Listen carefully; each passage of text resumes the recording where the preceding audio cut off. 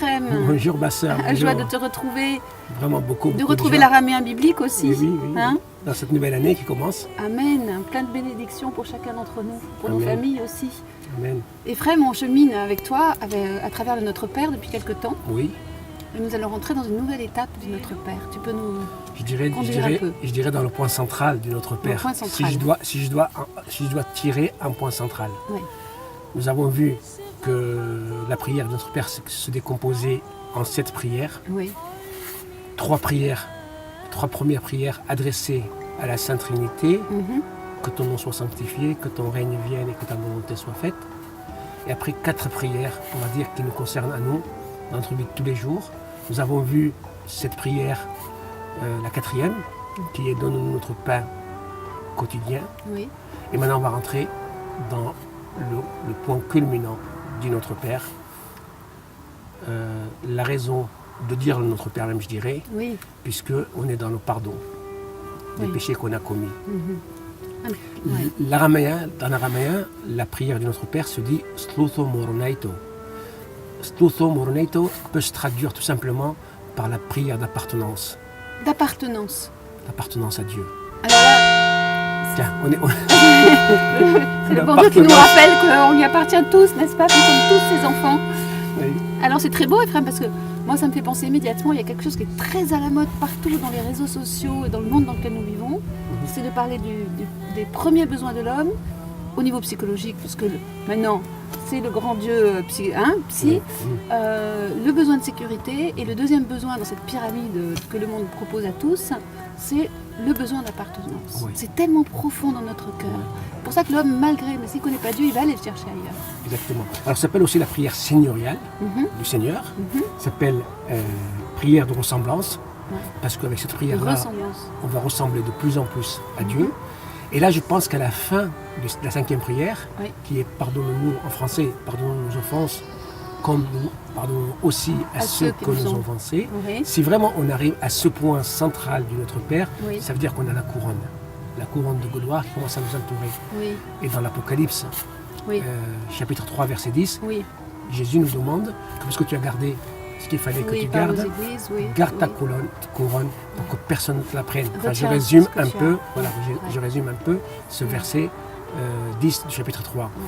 En araméen, le mot shbach, c'est-à-dire laisse, abandonne, efface, pardonne. Mais surtout, efface pour nous, Seigneur, nos dettes.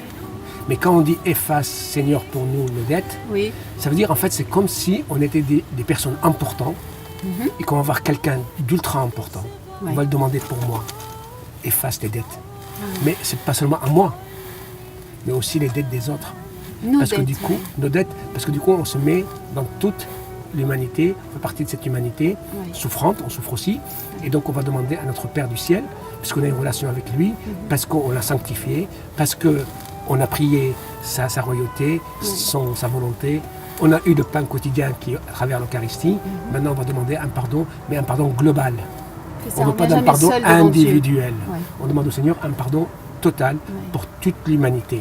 Mais pour que ce pardon soit entendu par Dieu, le second partie de notre Père, dans ce 5e prière, va affirmer que vraiment, on est dans ce pardon. Parce qu'on dit, Seigneur, efface pour nous nos dettes, comme nous avons effacé ceux de nos débiteurs. Tu veux dire qu'on dit au Père, comme nous l'avons fait, c'est dans notre culture, la culture d'enfant de Dieu, de toute façon, c'est ça. L'air qu'il respire, c'est le pardon. Voilà. Il faut que lorsqu'on se tient devant lui, qu'on a accompli les 5 premières prières, à la 5e prière, on est pardonné nous-mêmes à ce que nous avons. On a pardonné à ceux qui nous ont offensés. On l'a fait déjà. Sinon, ça ne sert à rien de se tenir devant Dieu. Ça ne sert à rien de demander à Dieu de pardonner à toute l'humanité si nous, on tient dans nos cœurs un petit peu de rancune pour nos frères. Donc d'être établi dans cette volonté du pardon. Voilà. Je dis exprès parce que c'est qu'on sente pas, ça n'a rien à voir, mais qu'on s'établisse dans cette volonté du pardon, dans cette culture du pardon. Et demander en notre nom d'enfant de Dieu le pardon des péchés des autres. Moïse disait, efface-leur ce péché ou alors efface mon nom de ton livre. Donc on n'est pas loin de la prière de Moïse, à travers aussi, Moïse le faisait intuitivement dans ces siècles à venir. Alors on est à la fois on vient avec tout ce corps, et en même temps, je reprends la parole que tu disais sur la couronne, c'est comme si à travers notre Père, le Père nous disait, voilà, à la croix mon fils a obtenu la couronne de gloire qui est sur ta tête. Et toi maintenant pour la garder, viens et fais cette prière.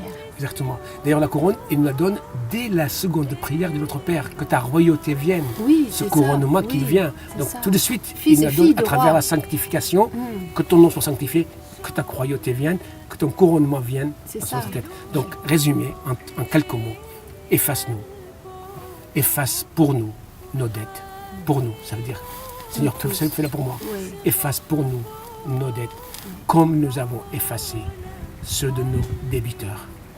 Voilà, point final pour ce parti de notre Père. Amen. Merci Ephrem. Avec plaisir. Merci, à bientôt. Au revoir mes frères et sœurs. Au revoir. À très bientôt.